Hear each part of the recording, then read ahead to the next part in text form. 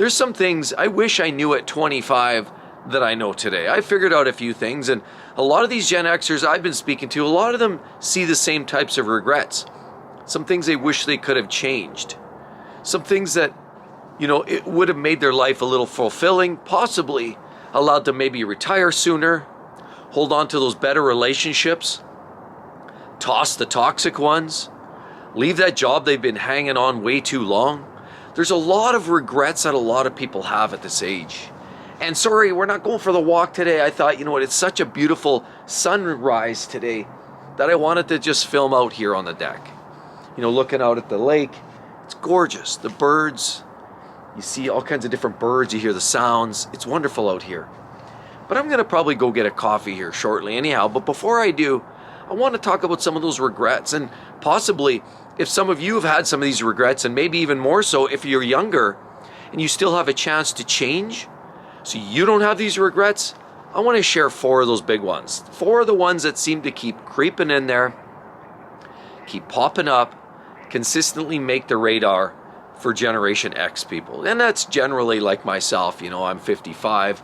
Anybody kind of typically in that early 50s is Generation X, late 40s, late 50s, in that range. And then you roll into the boomers. So I want to kind of talk about this a little bit. One of the things that I want to start with is maybe you just stayed a little too long in some of those relationships. Relationships with friends, family, even relationships with work. A lot of times we find ourselves just finding the comfortable way out. And we all do this. We're all guilty of this. I've done this. Probably a lot of you have done this. And it's okay. That's human nature. We want to do what's comforting. Makes us feel good. Makes us know what we expect tomorrow, and that there's not going to be any big surprises. So we just keep going with the flow. It's easy. It's easy to hang around with those people, even if it's the same meeting group. Maybe it's texting the same friend that you've been texting for the last 5 years, 10 years. Or going to the same job, even though your boss is brutal, your boss is undermining, your boss is a micromanager. But you continue to go there anyhow. Because it's easy. We all know that. We recognize that. But now what I'm starting to see as a 55-year-old so-and-so, and certainly a Gen Xer, and I wish I knew some of these traits earlier on, because I truly feel that it would have reinforced my own abilities to stand up for what I believe in, stand up for my integrity, and to get while the getting's good. See, because getting into a toxic job is one that sometimes you don't see at first. Sometimes you don't realize it at first. You're into the job, the first period of time, you're just sort of getting used to the ins and the outs, the do's and the don'ts, the acronyms, the players, all of those things. But once you're there for 6 months, a year, 5 years, you start to really see the snowball effect of toxicity going on. Well, what I've learned in my time is quite often I've tolerated, as probably many have tolerated me, and I'm not perfect, and probably most of us aren't in some way. We have some vices or something that arguably many would probably change about us if they could. But what I've noticed is, and what I've been thinking about this more, and regrets that we've had with other Gen Xers is, sticking around in those toxic jobs is just a perfect recipe for, it's a recipe for disaster. It's a recipe for, it's a recipe just for regret. It's a recipe for stress, anguish, mental health problems. Sometimes you get in a job and, like mine, for example, for a while. And I had many jobs I loved along the way. Some jobs, unfortunately, I even left too soon in my own, looking back. If you want to talk about regrets, there's some great jobs that I've had over the years that I actually enjoyed, and retrospectively, I probably should have stuck around a little longer. The opportunities could have been there, because I see people that were my peers that 5 or 8 years after I left, they started advancing, new organizational restructure, made the company stronger, bigger, and growth, made lots of opportunities plentiful. So I left some of those jobs where I really enjoyed the work. The politics weren't that bad, and it was just a wonderful place. But I left it thinking that a lot of times we believe the grass is greener on the other side. And what I've experienced personally, and a lot of Gen Xers out there believe the same thing. that there's always something better on the other side, right? That find that pot of gold at the end of the rainbow. But sadly, sometimes it's like when you're selling your house. I'll give you a classic example. You talk to most realtors, and any realtors online, please, I'd love to hear your feedback on this, but a lot of realtors will often tell you, when you put your house on the market and you list it for what you believe is fair market value, you've done the market assessment, your realtor's done the assessment, and you feel like, yeah, I know what I've got. This house has good bones, it's a good area, it's well kept, and so on. You know what that fair market value is. Along comes somebody they're offering you 5% under the value of that home. Well, 9 times out of 10, most realtors I've experienced will say, unless it's one of those buying frenzy markets, those really weird, anomalies that are really high market or really low market. But generally speaking, the first deal is often going to be sometimes your only deal and your best deal. And sometimes I quite often see that when we're talking about your job. Sometimes you're in the right job and it's a great place, but you're always looking for something better. We're always looking to climb a ladder, try to make that move. And that's cool, that's fair, because sometimes we just need to do that for growth, for objectives, to maybe earn a higher income, to try to advance our careers, to challenge us in new ways that maybe we weren't challenged. So it's 100% human nature. But I have, in fact, retrospectively looked back and left jobs that I probably should have stuck around longer. That being said, sticking around on jobs that were toxic sometimes is something we all regret, doing it too long, hanging around way too long. And it's a sad state, but this is just kind of the world we're in. We find ourselves in that comfort zone, regardless of the fact that you've got peers that are undermining you, you've got peers that are backstabbing you, you've got bosses that are micromanaging, you've got a dead-end job with no opportunities, and a lot of us see that. Now, sometimes those jobs are there and sometimes opportunities do come by, and that there are those fortunate realities that some people actually do really love their work and they are exposed to wonderful experiences and opportunities. But I would say by and large, the vast majority, probably like me, get into your job, try to do some good things, try to move and shake, try to work hard, and then just things quite often don't work exactly as planned. But it's the toxic jobs when you have a toxic boss, toxic coworkers, and a lot of those people clearly are not doing your mental health, physical health sometimes, because it now creates stress and can create chronic health problems. You should have probably left years ago. So one thing that I've learned is a quick way around that. Now, one thing that you can do to get around this, if you feel like you're in a toxic job, and one thing that I've learned and talked to some Gen Xers is there's ways around that. Toxic jobs, sometimes it's worth either quitting cold turkey, finding something else, but more often than not, it's better to find something first, then move, so you're not skipping that income. Or even better, there's a great interactive or an interim move that you could possibly try. Maybe ask your supervisor, engage HR. Some companies actually have opportunities to do this sort of work with other groups and senior leaders of other departments, gives you opportunities to see another light, at least through a sort of a formal mentorship program. Maybe do a secondment, maybe take on a project that might mean that you're breaking away from your group for 10% of the time, 20% of the time. It might give you an opportunity to just freshen things up. But it also gives you an opportunity to kind of relook and understand that, maybe that group was really toxic, because sometimes you just need to move out of that space and actually see what's going on there. It allows you to see things from, say, 30,000 feet rather than being at ground level. So before you jump ship, look at maybe opportunities to kind of do other things, engage with other people, mix in with other groups. And sometimes that does refresh your mental health. And sometimes it does point out to an organizational issue, at which point then it's time to move on. Many of us are just hung around way too long. Same thing goes with relationships. We all know that a lot of us have had those friends that we thought or deemed friends, and we find out later that the only thing really holding you together was maybe finances, dollars, opportunities, maybe work. You break away from work, lo and behold, those people go away. A lot of times those people just aren't there for you when you really, really need them.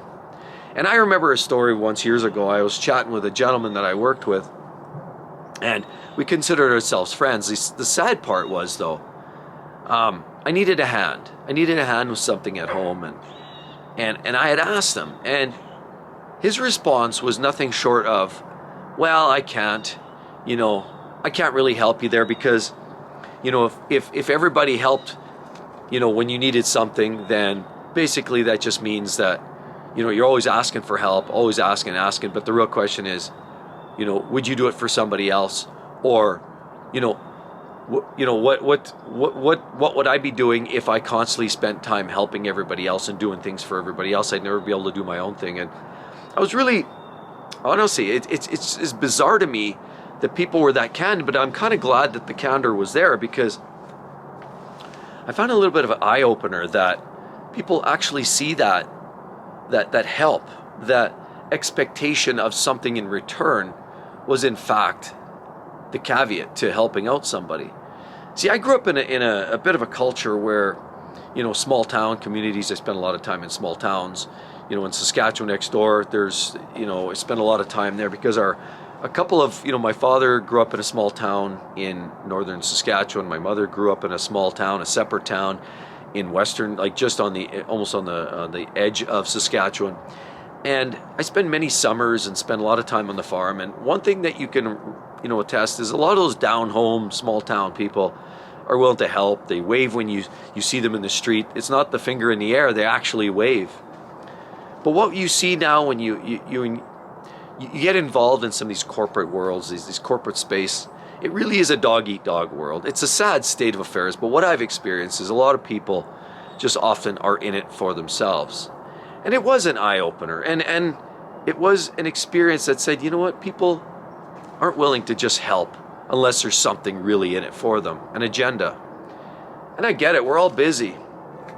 But if somebody traditionally asked me for help for something, physically, they needed a hand, they needed help to move something, or they needed help troubleshooting something, or even fixing a part on their car, the vast majority of the time, I'm going to do my best to help that person if I consider them a friend, family. That's just kind of the way I was born and raised, and I just feel like, helping somebody without the expectation of something in return is great. But when you work in those corporate spaces, when you have those toxic friends, you quickly realize that everybody, while they value their own time, which is great, the fact is so many people just expect something in return. And so it really opens your eyes as to who those people are and why are you hanging around and hanging on to them for so long. Hence, in this last 1.5 to 2 years, I start to take a real good inner look at that and start to make those decisions. Are these people the ones I actually really want in my life? No, not really. And so I slowly started to let that sort of drift away, because a lot of that, comes from a place of a true reflection and understanding of the people we have in our life. And the people that do matter and the people we do value are those that have always sort of kind of been there in some way or another. Not everybody's going to jump to the pump. That's not realistic. But what is realistic, when push come to shove, when you're in need and you're in the hospital, who's coming to visit you? Ask yourself that question. Have you ever been in that situation where you've sort of challenged that notion, where you were in a serious catch, run your car in the ditch and you make some calls? Who's coming out to help you at 11 o'clock at night when you're in a blizzard and you put your car into the hedges because you lost traction? Who's that person that's actually picking up the phone and coming out there in the middle of the night to give you a hand? That's the person you need to ask yourself. Or tell yourself, that's the person that I need to have around. Most of those others really aren't your friends, and quite honestly, regretfully, you got to think as, 55-year-old, thinking back to those people through my 20s and 30s, some of those people were there for you and others weren't. Another common regret that I've heard from many Gen Xers, and I experienced some of this, but fortunately I was able to engage and make some changes and positive changes in my life to help me absolutely try to remove some of that regret and certainly at least take a proactive measure. And that's taking care of yourself. First and foremost, both physically, mentally, and otherwise, just taking care of yourself. And the problem is a lot of people now, looking back as a Gen Xer that I've talked to, regret the fact that they didn't. Some things, for example, you go for a big dinner, and a lot of times it's easy just to sit back and grab the old massage the old tummy because your tummy feels so full. Rather, what I've started to realize is there's better ways to manage that. And a lot of people regret the fact that they didn't take care of themselves because health problems start to creep in, and their physical condition makes them not feel as good. They feel bogged down, they feel bloated, they feel tired all the time. They have chronic, brain fog. They have things and physical attributes, and things start to break. Next thing you know, they're in the doctor's office getting a prescription for high blood pressure medication. They're in the doctor getting prescribed some other medication for some other, say, mental health or depression, or they're getting some other medication, or they're going under the knife for some kind of surgery because of some bad situation that they're amidst. See, it's unfortunately we don't take care of ourselves, especially when we're young. We use ourselves up, we abuse ourselves physically, we do things to ourselves. And I know, I've come from the trades, and I found myself absolutely sacrificing my body to get a job done. Dropping tools, smashing fingers, cuts. I almost lost a finger once. I've had injuries. I've had hernia surgeries because once lifting up too much equipment because I was a hero at the time and I thought I could take on anything. And I would abuse myself, and I went to lift a set of really heavy scaffolding over a set of this train tracks that were all in that, that heavy washed rock. So I was basically trying to lift something that was probably 1,500, 1,000 pounds. Tried to lift it, move it a little bit over. Next thing you know, pop. A month later, I'm under the knife getting a surgery.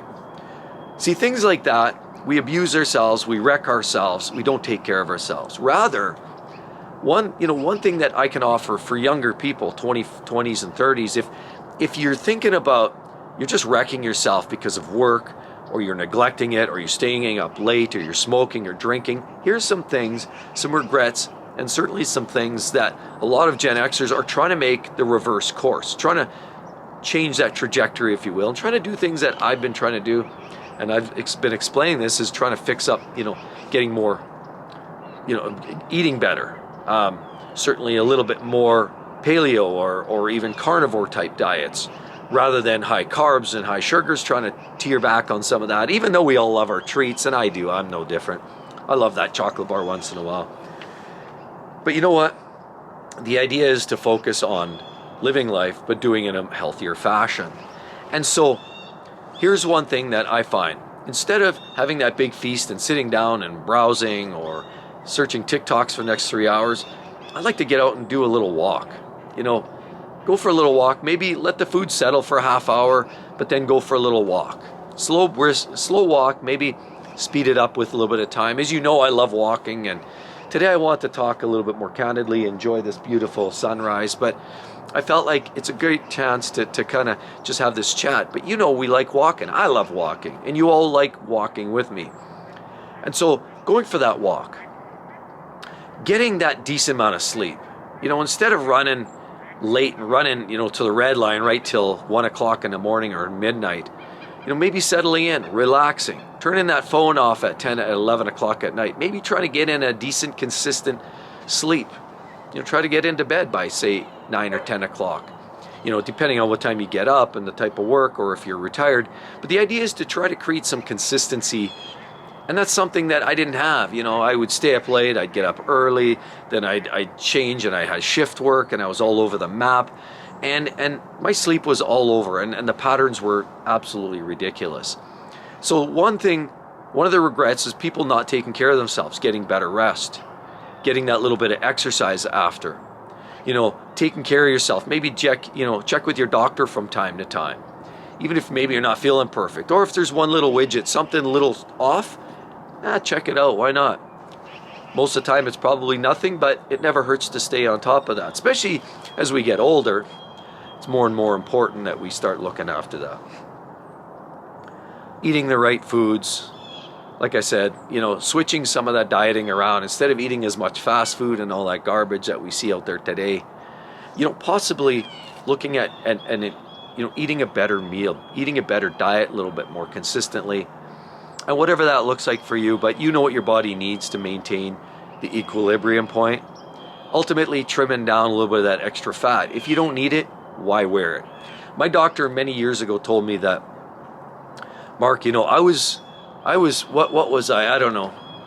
I was probably cresting 200 pounds. And for me, a guy who's like 5'11", and I'm fairly thin bone like that. I'm not thick bone kind of guy, and I was pushing 200 pounds. Even though I was working out, I had a little more muscle mass than I do today, but that's fine. I was younger. I was really pushing a lot of weights. The doctor said, you know what?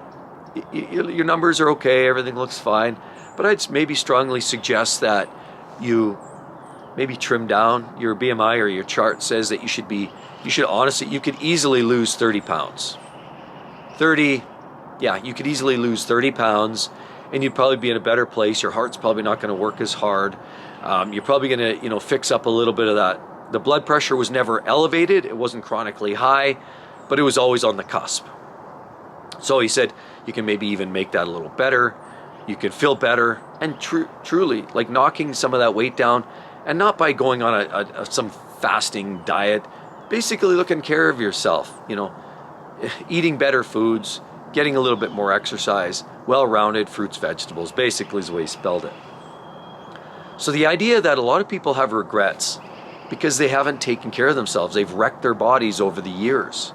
And Gen Xers were notorious for that. We like to play hard, work hard. You know how that goes, right? Riding in the back of a pickup truck, hits a bump, we go flying out. That actually happened once. I actually had a friend once that got hit by a car, jumped up and started going play. Like, it was ridiculous. Years ago, we played hard. We played football with no helmets. We played hockey with no helmets. I took a slap shot once in the shin. I still have that chunk of bone, and I went back to the doctor, and it was like there's some kind of broken piece in there somehow in my shin because I took a slap shot to a bare shin. I actually had a friend of mine that took a slap shot to the lips. He lost pretty much all his front teeth. He took a shot. We were at the outdoor rink many years ago. Somebody skating by took a slap shot. Our friend skated by, took it right in the lips. It was absolutely horrifying. He started panicking, screaming. There's blood. He's running off. He goes into this dressing room. I follow him in there. His lip was cut wide open. His teeth were gone. It was a horror show. I hate to talk that kind of graphic, and I really apologize for that. But that was an eye-opener. That was a lot of how we lived our lives. We were tough and tumble, and the Gen Xers often lived a rougher, tougher life. Many of us did. But in doing that, we've wrecked ourselves. I have scars everywhere. I have scars everywhere to prove it. I've tumbled on bikes head first into the asphalt. I could go on a list of, and that probably explains a lot of things if we're being honest. But it's taking care of yourself. Now looking back, I tell my kids, wear that helmet when you're on your bicycle. Wear that PPE. When you're going to play hockey, make sure you got your helmet and your gloves and your can. Wear your gear. Because now you don't want, as a Gen Xer, see the next generation going through the same pitfalls that we did. That, we had friends that were unfortunately even more severely hurt. And we don't want to do that. So as a Gen Xer, I regret the fact that maybe I didn't take a little better care of some of the things, physically, even eating, health, rest, relaxation. And those are some of the things that are very, very common in a lot of Gen Xers. Another thing that I truly regret, and many others actually regret, and some of the Gen Xers that I spoke to regret the fact that they got way too involved in their work and unfortunately on the backs of the people that they love, their loved ones, their family, their spouses, their kids. And a lot of people unfortunately put those relationships on hold for what? A call from work that had you tied up for 2.5 hours? The fact that you had to go in on the weekend and do work. Let me share you a story here. I used to be that guy. I used to be right in there, dialed in there to my job. I lived it, I breathed it. And what I realized is it doesn't matter the fact that I had skin in the game, I wore it hard, I wore that badge of honor, and I worked really hard, and I took my job seriously. It didn't matter because at the end of the day, the company just sent me down the road anyway. So really it does highlight the fact we're all just a number and none of that really matters. more importantly, regardless of whether you're going to be canned or not, regardless of whether you become de-optimized or punted down the road, sorry for lack of sound effects, what I've realized as time went on and on, the appreciation for my family has always been there. But I recognize that it probably wasn't exactly as much as it should have been. And a lot of Gen Xers would attest that they spent way too much time focusing on work, their career advancement, and not enough time on their loved ones. You know, I'll give you a story. Years ago, I was on call, or I wasn't on call. There was other people in the organization that were on call, okay? They were there to respond to any issues at site. Okay, there was always allocated a couple of people that were designated for being on call. It was Christmas, I wasn't on call, I was actually out of town. Lo and behold, I get a call from one of the coworkers, one of my team, that said, Mark, we can't figure this out. What's going on? I don't understand. Can you give us a hand? And I'm like, this is Christmas, man. I'm on call. Or I'm not on call. You guys are on call. Like, can you call the other groups? Like, there's usually multiple layers, and I just sort of advise them to kind of call a few different options. Barring that and failure to finding success there, they called me back shortly after. I said, you know what? Okay, absolutely, I'll help you out. So I got in my car, I raced into the city about an hour away in the winter time. The roads were treacherous. It was around Christmas time, as I say. Lo and behold, I didn't know until 2 weeks later, I got a speeding ticket, which it wasn't drastic, but I got a photo radar ticket in the mail because I was rushing into work to help out this group of people. And I got into work, I organized this, we figured it out, we called in the contractors, we called in some help, we talked to all the people that had to send out notifications, and we had to get everything in place. And I basically teed all that up with the team, got everything working, ordered in lunch for those on site, and then said, okay, I'm gonna have to leave now. I'm not even on call, but I took one for the team. That's cool, because I actually enjoyed that. I loved the energy, and I loved getting involved, and I loved being part of that. But I also recognized that it was home time, and it was time to be at home with the family and the loved ones. But what I realized a week later, after the dust settled, the problem was fixed, the weekend came and went, my boss called me into the office and said, one of your team threw you under the bus and said that you weren't willing to stick around and hang around and see the job through. And I said, well, I wasn't on call, I was on vacation, but I came in and showed good faith anyway for the team. And then the boss continued on to say, well, yeah, I know. But there's an expectation. As part of the team, you've got to be there for the team. We try to set these standards in place. We try to set these protocols of being on call in place. But there's that unwritten rule, you know what I mean? There's that unwritten thing that we all sort of, it's between the lines. I said, well, why didn't you set that expectation hard and fast? And so ultimately, one thing I learned that day was, first of all, you're not appreciated, no matter what you do. You'll do what you'll do, and everybody does it for their own reason. Sometimes it's just to try to stay afloat and stay employed. But if you truly believe that you're doing the organization a favor, in most cases, none of that gets seen, nobody cares, and you took one for the team. The worst part is not so much even the corporate nonsense that I spoke of. The worst part is that you've foregone time with your family. Time that I was hanging out with the loved ones, we were watching a movie, hanging out, we were dressing up the Christmas tree because it was just before Christmas. We were laying out, getting ready for a dinner, we were having other family coming over to visit, and now lo and behold, I gave all that up. At least for the next 4 hours, because it still took an hour there, hour back, couple hours on site. It was still 4 or 5 hours gone in the middle of the afternoon to help out my team, what I thought was my team, and only to find out that I got thrown out of the short bus. And it quickly made me realize where the priorities really are. It was one of those moments. I had many moments, But that was a real aha moment. That was a real eye-opener to tell you, A, you don't have friends at work, B, the job will eat you up and wear you out, and C, figure out your priorities. And so I figured out my priorities pretty damn fast. I started making those shifts. I started to retract. I started to say, look, I'm going to give 125% from 9 to 5. But outside of that, don't even bother. Because I learned the hard way that they don't matter. We don't matter. What matters is our relationships with our family.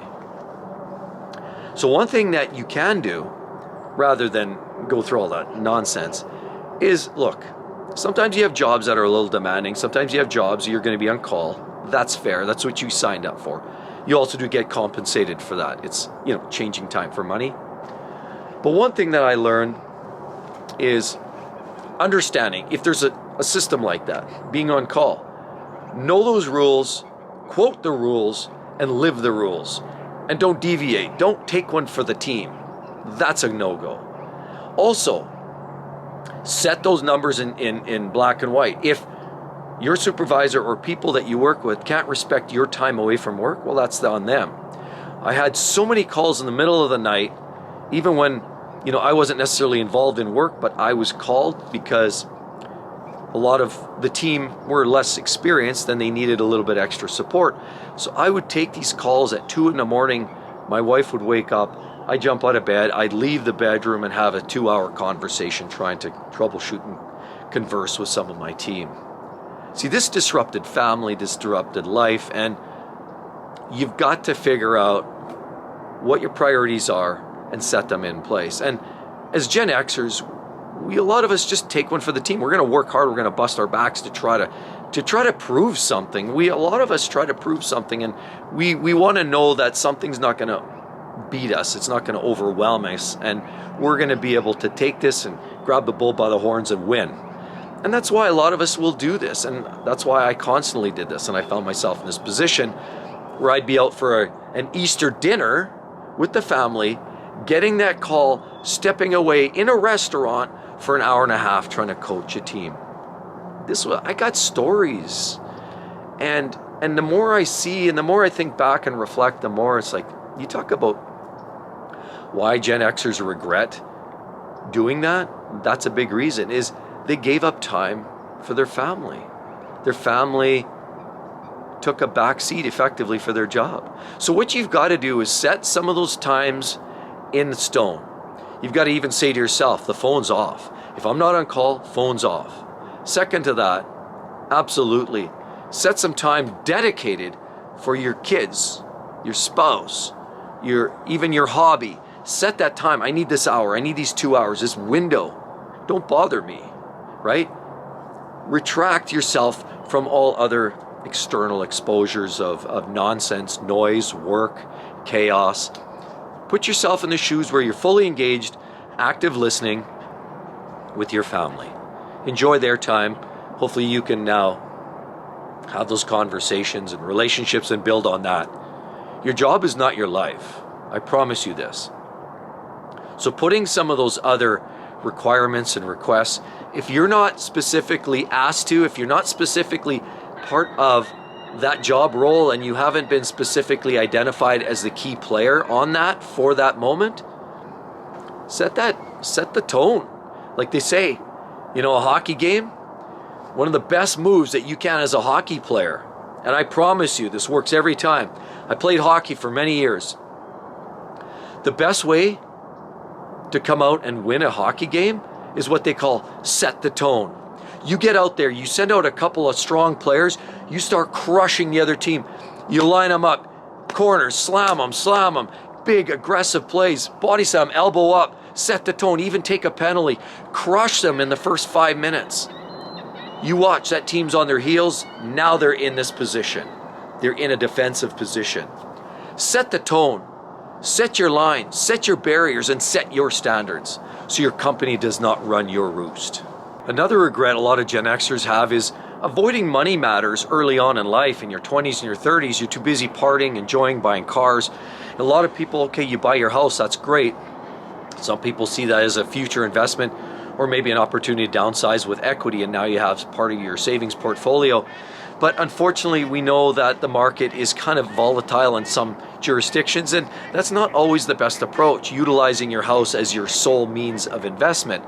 Rather, doing things that are going to actually help you, put you in a position to actually maybe retire early, live your best life, whatever that is. And some of these things you've got to be thinking about in your 20s and 30s. And a lot of people put that on hold. They didn't think about it. And the worst part is that reality doesn't kick them in the junk until they're in their 50s and they realize they can't retire. So there's some things that a lot of retirees or 50s or Gen Xers regret, that they didn't think about money a little sooner. One thing, for example, that I realized that I started to realize earlier on, and I was one of the fortunate